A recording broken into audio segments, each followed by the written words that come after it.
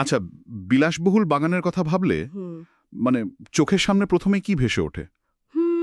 ধরুন শ্বেতপাথরের কোনো সুন্দর ঝর্ণা বা নিখুঁতভাবে ছাঁটা সবুজ ঘাস।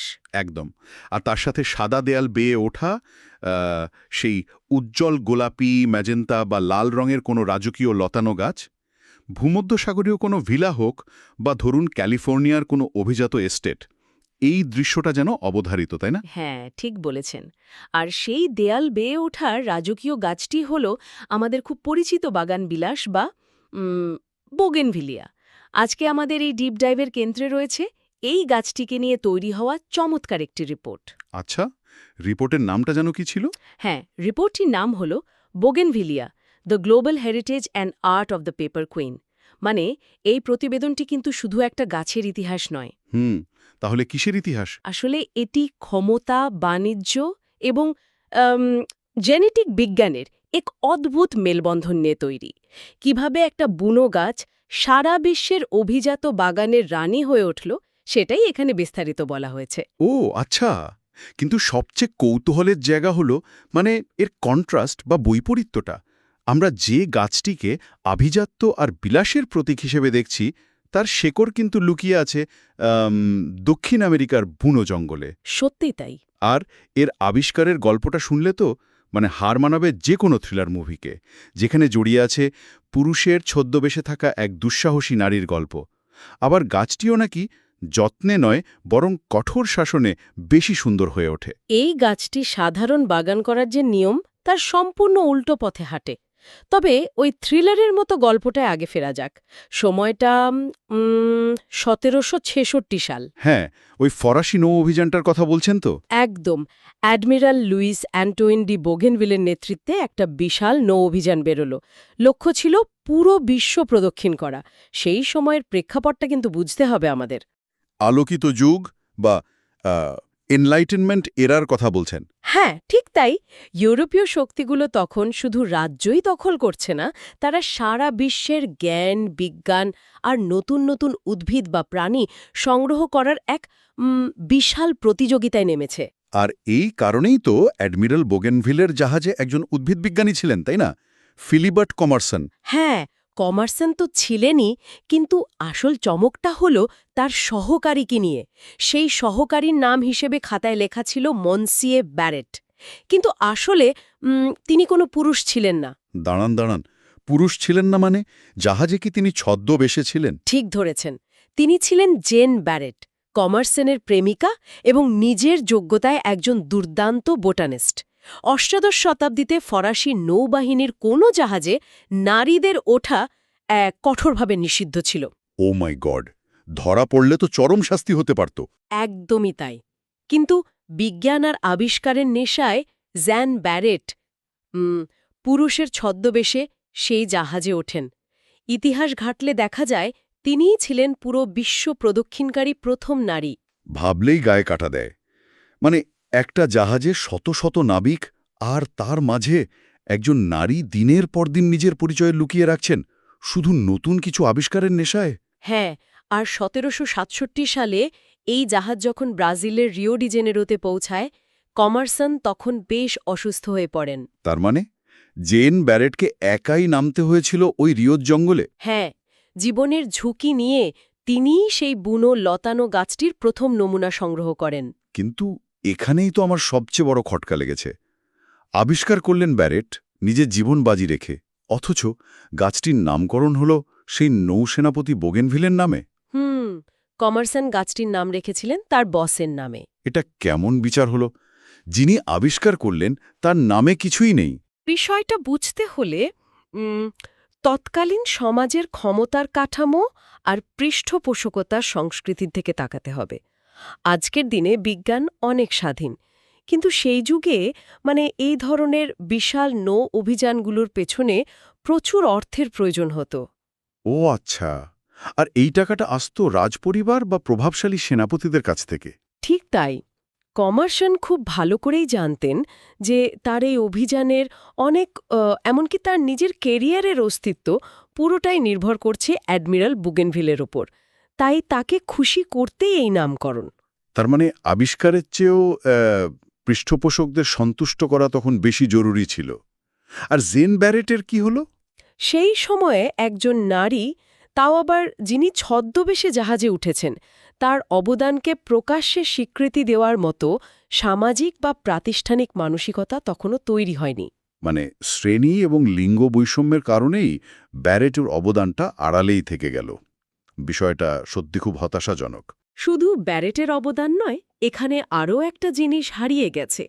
দক্ষিণ আমেরিকার আদিবাসীরা হাজার হাজার বছর ধরে এই গাছটিকে চিনত। তারা নিশ্চয়ই এর চমৎকার কোনো একটা নাম দিয়েছিল। হ্যাঁ, তাই তো হওয়ার কথা। সেই নামটার কি হলো? উপনিবেশবাদের আগ্রাসনে সেই আদি বা স্থানীয় নামটা ইতিহাসের পাতা থেকে চিরোত্তরে মুছে গেছে। আমরা আজ শুধু ওই ঔপনিবেশিক নামটাই মনে রেখেছি, বোগেনভিলিয়া। বিষয়টা একই সাথে মুগ্ধ করার মতো, আবার একটু বেদনারও। তো এবার পরের ধাপে আসা যাক। এই ফরাসি জাহাজ থেকে গাছটি কিভাবে পুরো দুনিয়া দখল করল? হ্যাঁ, এই বিশ্বজয়ের গল্পটা বেশ দারুণ। কারণ ব্রাজিলের জঙ্গল থেকে ক্যালিফোর্নিয়া বা চীনের রাস্তায় এর যাত্রাটা তো আর একদিনে হয়নি, তাই না? একদমই না। এটা বুঝতে হলে আমাদের তাকাতে হবে তৎকালীন বাণিজ্যের রুটগুলোর দিকে, বিশেষ করে ম্যানিলা গ্যালিয়ন বাণিজ্যের দিকে। আচ্ছা, ম্যানিলা গ্যালিয়ন বাণিজ্য মানে ওই 1565 থেকে 1815 সাল পর্যন্ত যে স্প্যানিশ ট্রেডিং জাহাজগুলো চলত? হ্যাঁ, যাদের গ্যালিয়ন বলা হতো, তারা প্রশান্ত মহাসাগর পাড়ি দিয়ে মেক্সিকো থেকে ফিলিপাইনে যাতায়াত করত। এই জাহাজগুলোর মাধ্যমেই বোগেনভিলিয়া ল্যাটিন আমেরিকা থেকে সোজা দক্ষিণ পূর্ব এশিয়ায় পৌঁছায়। ও, তার মানে মেক্সিকো থেকে গাছ চলে আসে ফিলিপাইনে? হ্যাঁ, আর সেখান থেকে খুব দ্রুত মালয়েশিয়া এবং সিঙ্গাপুরে ছড়িয়ে পড়ে। মজার ব্যাপার হলো, এই অঞ্চলে এসে এর নামও বদলে যায়। হ্যাঁ, রিপোর্টে দেখলাম মালয়েশিয়াতে একে নাকি বুঙ্গা ক্যারতাস বলা হয়, যার মানে হলো কাগজের ফুল। একদম ঠিক। আর শুধু নাম নয়, সেখানে এটি আতিথেয়তার প্রতীক হিসেবেও ব্যবহৃত হতে শুরু করে। মানুষ তাদের বাড়ির প্রবেশপথে এই গাছ লাগাত। বাহ, বেশ সুন্দর একটা ব্যাপার। এরপর কি ব্রিটিশরা এর বিস্তারে ভূমিকা রাখে? হ্যাঁ, ঔপনিবেশিক যুগে গাছপালাও এক ধরনের সম্পদ বা ট্রফি হিসেবে বিবেচিত হতো। যুক্তরাজ্যের কিউ গার্ডেন্স এই ক্ষেত্রে একটা কেন্দ্রীয় হাব হিসেবে কাজ করেছে। তারা কি বিশ্বের এক প্রান্ত থেকে গাছ এনে অন্য প্রান্তে পাঠিয়ে দিত? ঠিক তাই। এই ট্রফি হান্টিংয়ের অংশ হিসেবেই 1860 সালের দিকে ইউরোপ থেকে বোগেনভিলিয়া আসে কলকাতায়। ওহ, ইউরোপ থেকে সোজা আমাদের এই উপমহাদেশে? হ্যাঁ, আর কে জানত এই ভারতবর্ষই একসময় এই গাছের বৈচিত্র্যের এক বিশাল কেন্দ্রে পরিণত হবে। শুনলে অবাক হবেন, বর্তমানে বিশ্বে বোগেনভিলিয়ার যতগুলো রেজিস্টার্ড জাত বা কাল্টিভার আছে, তার প্রায় অর্ধেকই কিন্তু ভারতের তৈরি। অবিশ্বাস্য! বিশ্বের অর্ধেক জাত ভারতে তৈরি। আবার দেখুন, 1872 সালে ডক্টর জর্জ এল ম্যাকায় নামের এক মিশনারি এটি চীনে নিয়ে যান। আর আজ এটি চীনের শেনঝেন শহরের সিটি ফ্লাওয়ার বা শহরের প্রতীক। হ্যাঁ, বিংশ শতাব্দীতে এসে এটি আরও এক ধাপ ওপরে উঠে যায়। ক্যালিফোর্নিয়ার স্প্যানিশ মিশন স্টাইলের এস্টেট থেকে শুরু করে অস্ট্রেলিয়ার উপকূলীয় বাগানে এটি একেবারে অপরিহার্য হয়ে ওঠে। এটি তো যেন উদ্ভিদ জগতের নিখুঁত এক বহুরূপী। মানে আমি ভাবছি, কিভাবে একটা নির্দিষ্ট বুনো জঙ্গলের গাছ একই সাথে চীনের একটা শহরের প্রতীক, আবার মালয়েশিয়ার আতিথেয়তার চিহ্ন হয়ে উঠতে পারে। আর ক্যালিফোর্নিয়ার বিলাসবহুল এস্টেটেরও অবিচ্ছেদ্য অংশ। এর পেছনের সবচেয়ে বড় কারণ হল এই গাছটির অবিশ্বাস্য অভিযোজন ক্ষমতা বা অ্যাডাপ্টেবিলিটি। অ্যাডাপ্টেবিলিটি বলতে এর পরিবেশের সাথে মানিয়ে নেওয়ার ক্ষমতার কথা বলছেন? হ্যাঁ, এটি লবণাক্ততা এবং প্রচণ্ড তাপ খুব সহজেই সহ্য করতে পারে। ধরুন, অস্ট্রেলিয়ার মতো জায়গায়, যেখানে সমুদ্রের কাছাকাছি বাতাসে প্রচুর লবণ আর মাথার ওপর কড়া হ্রদ থাকে, সেখানে তো সাধারণ গাছ খুব সহজেই মরে যাওয়ার কথা। একদম। অন্য অনেক গাছ মরে গেলেও বোগেনভিলিয়া সেখানে দারুণভাবে টিকে থাকে। তার মানে এটি শুধু পরিবেশের সাথেই মানিয়ে নেয়নি, বরং প্রতিটি সংস্কৃতির নান্দনিকতার সাথে নিজেকে দারুণভাবে মিশিয়ে ফেলেছে। ঠিক তাই। 1915 সালের একটা দারুণ ঘটনা বলি। স্পেনের কার্টিজেনায় মিসেস বাট নামের একজন ব্রিটিশ নারী একটি বিশেষ গাঢ় লাল রঙের বোগেনভিলিয়া আবিষ্কার করেন। গাঢ় লাল মানে আমরা সচরাচর যে ম্যাজেন্টা রঙের গাছ দেখি সেটা নয়? হ্যাঁ, একদম গাঢ় লাল বা ক্রিমসন রঙের। কিউ গার্ডেন্স সেই জাতটি সংগ্রহ করে এবং ১৯২০-র দশকে সেখান থেকে পুরো আফ্রিকা ও এশিয়ায় তা ছড়িয়ে দেয়। আজ আমরা যে লাল বাগানবিলাস দেখি তার বেশিরভাগই ওই মিসেস বার্ড জাতের বংশধর। এখানেই তো বিষয়টা সবচেয়ে কৌতূহলোদ্দীপক হয়ে ওঠে। সারা বিশ্বের এর এত জনপ্রিয়তার কারণ শুধু এর মানিয়ে নেওয়ার ক্ষমতাই নয়, বরং এর টিকে থাকার শর্তটাই তো খুব অদ্ভুত। আপনি নিশ্চয়ই এর সেই বিখ্যাত টাফ লাভ বা কঠোর শাসনের দিকটার কথা বলছেন। হ্যাঁ, ঠিক তাই। প্রথমত, এই গাছের সবচেয়ে বড় বৈজ্ঞানিক চমকটা শুনলে যে কেউ অবাক হবে। আমরা বোগেনভিলিয়ার যে উজ্জ্বল গোলাপি, ম্যাজেন্টা, লাল বা হলুদ রঙের সুন্দর পাপড়িগুলো দেখে মুগ্ধ হই। বোটানিক্যালি সেগুলো আসলে কোনো ফুলই নয়। এই তো, সত্যি বলতে কি, এটি প্রকৃতির একটা দারুণ চাতুর্য। ওই রঙিন অংশগুলো ফুল না হলে আসলে কি? ওগুলো হলো ব্র্যাক্ট বা রূপান্তরিত পাতা। দাঁড়ান, রূপান্তরিত পাতা? তাহলে আসল ফুলটা কোথায় থাকে? ওই রঙিন পাতাগুলোর ঠিক মাঝখানে যদি ভালো করে খেয়াল করেন, দেখবেন খুব ছোট সাদা রঙের এবং নলাকার কিছু একটা উকি দিচ্ছে। ওহ, ওই ছোট সাদামাটা অংশটাই তাহলে আসল ফল? হ্যাঁ, আর ওই চমৎকার রঙিন ব্র্যাক্টগুলো তৈরি হয়েছে এই আসল ফুলটাকে রক্ষা করার জন্য এবং পরাগায়নের জন্য, পোকামাকড়কে আকৃষ্ট করার জন্য। অসাধারণ একটা কৌশল। পাতাগুলোকে এমনভাবে রঙিন করে তোলে যেন মনে হয় বিশাল একটা ফুল। কিন্তু এর পরিচর্যার ধরনটা তো আরও অদ্ভুত। হ্যাঁ, এর জন্য প্রয়োজন পূর্ণ সূর্যালোক, দিনে অন্তত ৬ থেকে ৮ ঘন্টা কড়া রোদ আর পানি। যদ্দূর জানি, যত কম দেয়া যায় তত ভালো। এটাই হলো এর সার্ভাইভাল বা টিকে থাকার মূল মন্ত্র। এটা তো অনেকটা এমন এক হাই মেইনটেনেন্স সেলিব্রিটির মতো যে 5 স্টার হোটেলের নরম বিছানার বদলে রুক্ষ মরুভূমিতে বা পাহাড়ের চূড়ায় থাকতেই বেশি পছন্দ করে। দারুণ উদাহরণ। আমরা তো সাধারণত জানি যে একটা গাছকে যত বেশি যত্ন করা হবে, নিয়মিত পানি দেয়া হবে, সার দেয়া হবে, সে তত ভালো থাকবে। হ্যাঁ, কিন্তু একে বেশি পানি বা ছায়া দিলে নাকি শুধু পাতাই গজাবে, কোনো ফুল আসবে না? তাই নাকি? পানি দিলে ফুল ফুটবে না? না, এর পেছনে চমৎকার একটা বোটানিক্যাল বা উদ্ভিদ বৈজ্ঞানিক কারণ রয়েছে। প্রতিটি জীবেরই তো মূল লক্ষ্য থাকে তার বংশবৃদ্ধি করা, তাই না? Survival of the fittest. Bougainvillea যখন পর্যাপ্ত পানি, ছায়া এবং উর্বর মাটি পায়, তখন সে খুব আরামে থাকে। তার কোনো টেনশন থাকে না, লাইফ ইজ গুড। একদমই তাই। এই আরামদায়ক পরিবেশে সে তার টিকে থাকার তাগিদ বা স্ট্রেস হারিয়ে ফেলে। তখন সে শুধু শারীরিক বৃদ্ধিতে মনোযোগ দেয়, বড় বড় ডালপালা আর প্রচুর সবুজ পাতা গজায়। কারণ তার মনে হয় জীবন তো বেশ ভালোই চলছে, এত কষ্ট করে ফুল ফোটানোর বা বংশবৃদ্ধি করার কি দরকার? ঠিক। আর যখন তাকে তৃষ্ণার্থ রাখা হয়, হ্যাঁ, তখন কি হয়? যখনই তাকে তৃষ্ণার্থ রাখা হয়, কড়া রোদে ফেলে রাখা হয়, তখন সে এক ধরনের বেঁচে থাকার সংকটে বা সার্ভাইভাল মোডে চলে যায়। সে মনে করে পরিবেশ খুব প্রতিকূল, তার হয়তো আয়ু ফুরিয়ে আসছে। ও, তখন সে ভাবে যে দ্রুত বংশবৃদ্ধি করা প্রয়োজন। বুঝতে পেরেছেন।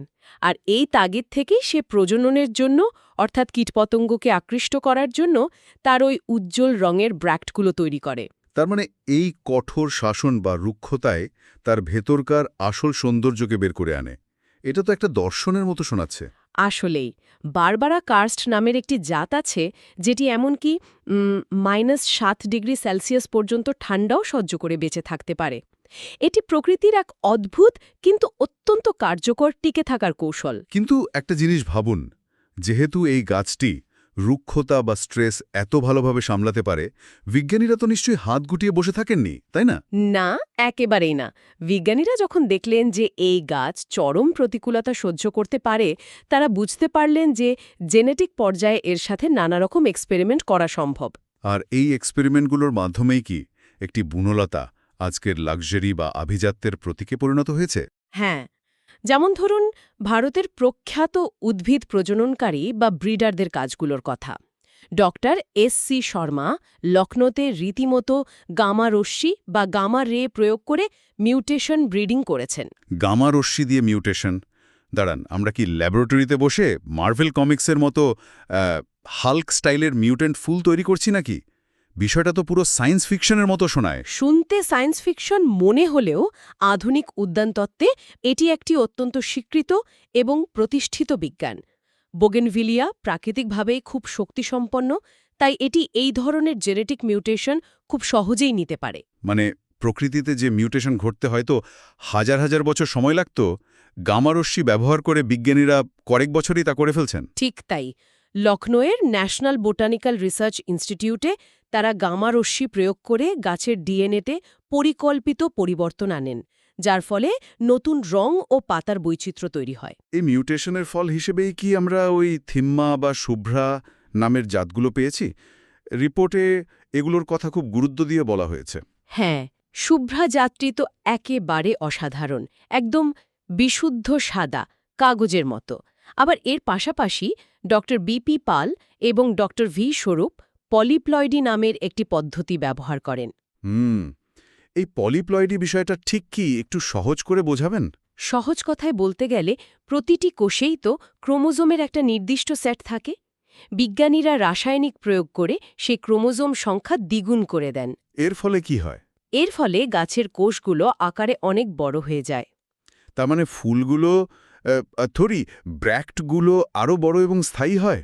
ঠিক ধরেছেন, শুধু বড়ই হয় না, এগুলোর রঙও অনেক বেশি গাঢ় হয় এবং সহজে ঝরে পড়ে না। বিজ্ঞানীরা একে বলেন প্ল্যান্ট অ্যালকেমি বা উদ্ভিদ অ্যালকেমি। আর থাইল্যান্ডের নার্সারিগুলোর কথা তো না বললেই নয়। হ্যাঁ, থাই নার্সারিগুলো তো গ্রাফটিং নিয়ে রীতিমতো জাদু দেখাচ্ছে। তা গ্রাফটিং বা কলম করার মাধ্যমে একটি গাছেই 5 থেকে 7 রঙের বোগেনভিলিয়া ফোটাতে সক্ষম। মানে একটা গাছে লাল, হলুদ, সাদা, গোলাপি সব রং একসাথে। এটা শুরু হয়েছিল কিন্তু সেই ১৯৪৯ সালে কলকাতায় লেডি মেরি পামারের বাগানে প্রাকৃতিকভাবে একটি মিউটেশন ধরা পড়ে। আচ্ছা, সেখানে কি হয়েছিল? সেখানে একই গাছে গোলাপি ও সাদা রঙের মিশ্রণ ছিল। জাতটির নাম দেওয়া হয় মেরি পামার। সেই প্রাকৃতিক মিউটেশন থেকে শুরু করে আজকের থাই গ্রাফটিং, এই পুরো জার্নিটাই হল বৈজ্ঞানিক উৎকর্ষের প্রমাণ। আর এই উৎকর্ষের কারণেই আজ বোগেনভিলিয়া কেবল একটি বুনো লতা নয়, বরং বিশ্বের সবচেয়ে অভিজাত ল্যান্ডস্কেপিংয়ের কেন্দ্রবিন্দু। বিজ্ঞানীরা আসলে প্রকৃতির ক্যানভাসে বিজ্ঞানীর তুলি দিয়ে এই লাক্সারি তৈরি করেছেন। আর এখানেই জেন ব্যারেটের সেই আবিষ্কারের সার্থকতা। তিনি হয়তো তখন ঘুণাক্ষরেও ভাবতে পারেনি যে তার সংগ্রহ করা সেই সাধারণ লতানো গাছটি একদিন জেনেটিক্যালি মডিফাইড হয়ে সারা বিশ্বের বাগানগুলোকে রাজত্ব করবে। আসলেই অসাধারণ একটা যাত্রা। একজন ছদ্মবেশী নারী অভিযাত্রীর হাত ধরে ব্রাজিলের জঙ্গল থেকে যে গল্পটি শুরু হয়েছিল, তা উপনিবেশিক যুগের গ্যালিয়ন জাহাজ পেরিয়ে এক মহাদেশ থেকে অন্য মহাদেশে ঘুরেছে। হ্যাঁ, আর আজটা পরিণত হয়েছে গামা রশ্মি বিকিরিত এক বিলাসবহুল শিল্পে। বোগেনভিলিয়ারের এই গল্পটা আমাদের মানব ইতিহাসের অনেকগুলো অধ্যায়কে একসাথে জুড়ে দেয়। মানে উপনিবেশবাদ, বিশ্ব বাণিজ্য, বিজ্ঞান এবং টিকে থাকার এক নিরন্তর লড়াই। সত্যি তাই। তবে পুরো আলোচনাটা শেষে প্রকৃতির একটা অদ্ভুত খেলা আমাকে খুব ভাবাচ্ছে। কিরকম খেলা? মানে বোগেনভিলিয়ার পুরো অস্তিত্বই যেন এক চমৎকার বিভ্রম। বিভ্রম বলছেন কেন? ভেবে দেখুন, এর যে রঙিন রূপ দেখে আমরা এতটা মুগ্ধ হই, সেগুলো আসলে ফুলই নয়, রূপান্তরিত পাতা। হ্যাঁ, তা তো বটেই। আবার এর যে বৈজ্ঞানিক নামটি আমরা এত সগর্বে উচ্চারণ করি, তার মাঝে এর প্রকৃত আবিষ্কারক জেন ব্যারেটের কোনো চিহ্নই নেই, বা সেই হারানো আদিবাসী নামেরও কোনো অস্তিত্ব নেই তো রাখা হয়। ঠিক, প্রকৃতির এই কাগজের রানী কি আমাদের নীরবে এই শিক্ষাই দিয়ে যায় যে আভিজাত্য এবং সৌন্দর্য সবসময় নরম গালিচা বা কোমলতার মোড়কে আসে না? গভীর একটা পয়েন্ট। হয়তো কখনো কখনো তা বিভ্রম, রুক্ষতা এবং টিকে থাকার এক অসাধারণ সংগ্রামের মাঝেই সবচেয়ে বেশি প্রস্ফুটিত হয়। এই প্রশ্নটা আসলেই নিজের মতো করে ভেবে দেখার মতো।